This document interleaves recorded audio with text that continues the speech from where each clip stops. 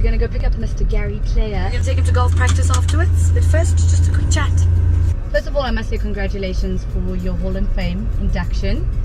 What was that like? What was the first thought that you had when you got that phone call? Because I mean, this isn't your first Hall of Fame induction. No, I was invited as the first inductees, Arnold Palmer, Jack Nicklaus and I, in the American Hall of Fame. And you know, when you were poor like I was, and you struggled to make a living, and you suffered. I suffered a lot as a kid, maybe not as much as somebody in Syria or wherever it may be, but I really suffered a lot. I lay in bed wishing I was dead because, you know, my brother was at war, my sister was at boarding school, my father was working in a gold mine, and I was on my own.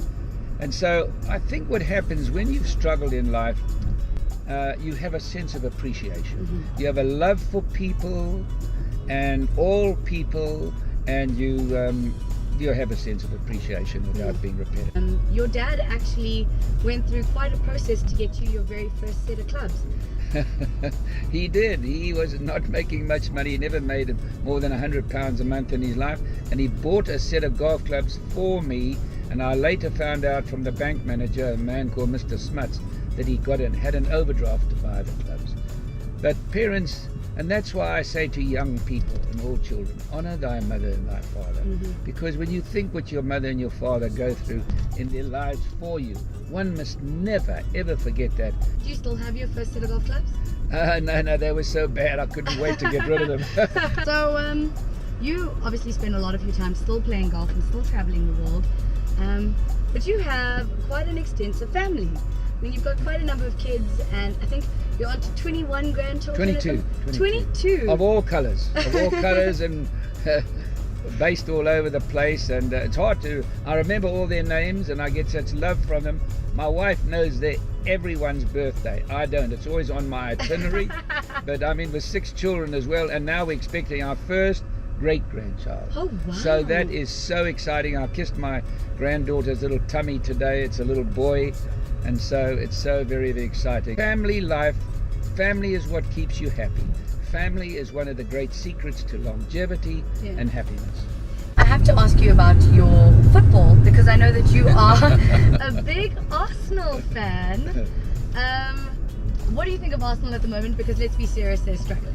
They're struggling, but think of their manager, Wenger. Yes, I was going to ask you, what do you think of Arsene Wenger? Yeah, Arsene Wenger now starts off, and they buy a new stadium, which sets them back financially tremendously. Yes. Now, he does so well without the expenditure of buying all these other places like Chelsea or Manchester City, etc., etc. And he still managed to keep him in the Champions League. Yeah. That to me is dedication. That to me is great knowledge. But my whole family are Manchester United fans, so I've got to pull for them as well. You know, I don't want to be in the hot. I don't want to be in hot soup. And what do you think about the fact that we could possibly get the next World Cup, the Rugby World Cup? That's so exciting because it does our country.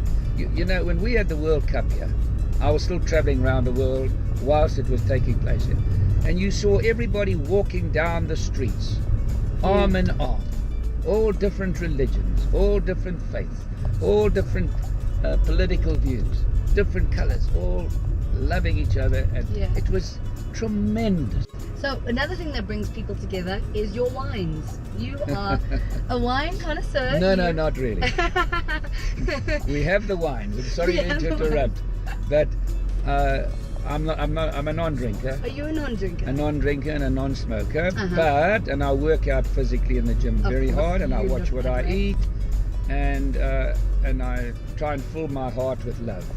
But we do have nice wines, and the one I do like to have occasionally is a Merlot.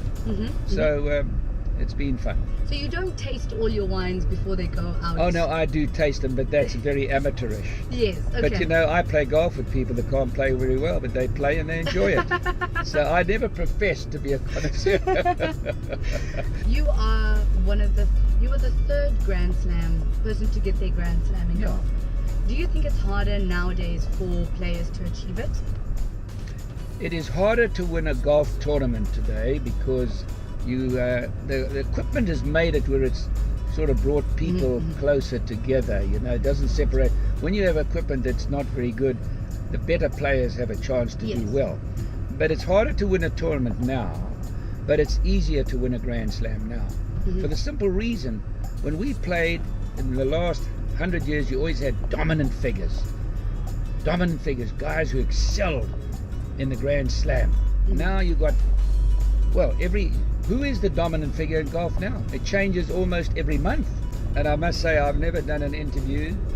It's extraordinary to do it. First of all, you're a very lovely and a beautiful lady. Thank you, sir. And to do it in a purple people eater car. Do they know what car we're in?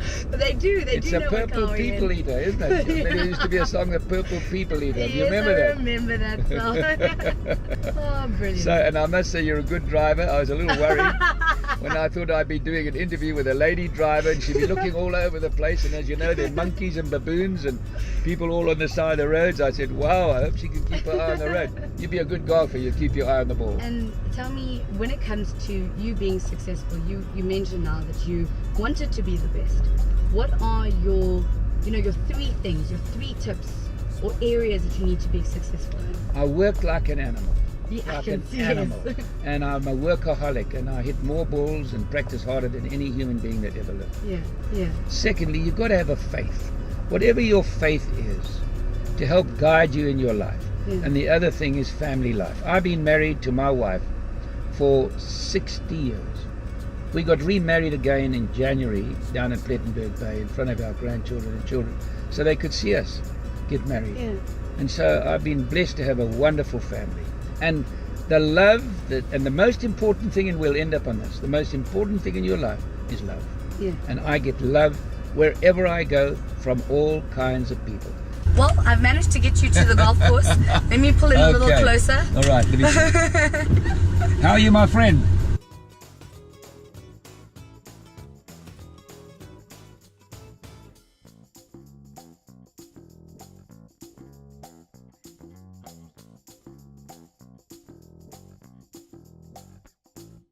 Smart sound.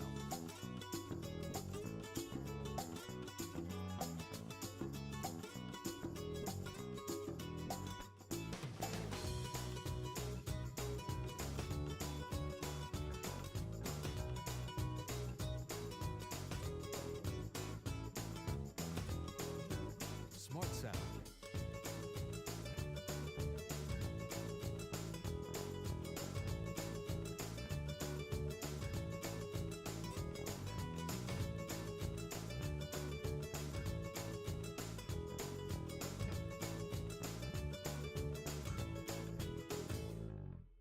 Smart sound.